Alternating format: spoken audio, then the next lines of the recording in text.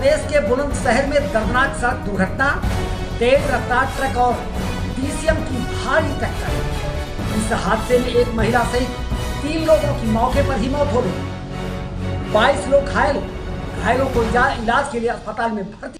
रक्षा मंत्री राजनाथ सिंह ने कहा कि आतंकवाद के खिलाफ भारत किसी भी हद तक जाने के लिए तैयार। हम पाक के परमाणु हमले की धमकी से नहीं डरने वाले।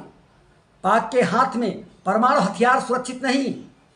पाक के परमाणु हथियारों के इंटरनेशनल एटॉमिक एनर्जी की निगरानी में लिया जाना चाहिए।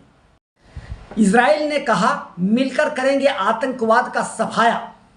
ऑपरेशन सिंदूर की दी बधाई। बोला, भारत ने पाकिस्तान को मार मार कर अधमरा कर डाला।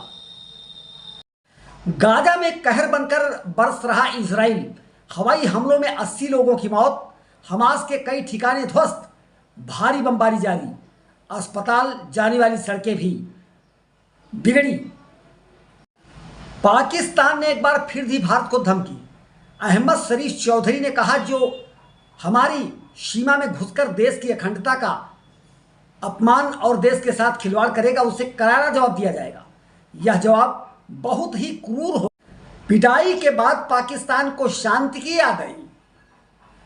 पाक के प्रधानमंत्री शहनवाज शरीफ ने कहा, हम भारत के साथ शांति वार्ता करने के लिए तैयार हैं।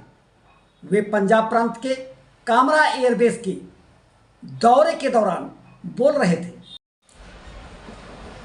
विदेश मंत्री जयशंकर प्रसाद ने कहा, पीओके के अतिरिक्त कोई बातचीत नहीं। शहनवाज सरकार ने भारत से जल सिंधु समझौते पर पुनः विचार करने का अनुरोध किया है।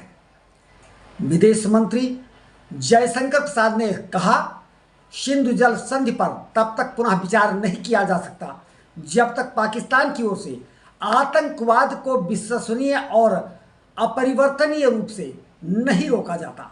खून और पानी एक साथ नहीं बहा सकते। सुप्रीम कोर्ट में एक याचिका दायर की गई है, जिसमें कहा गया है कि पुलिस ने 43 रोहिंग्याओं को भारत सरकार ने जबरन पोर्ट ब्लेयर के रास्ते म्यांमार भेज दिया।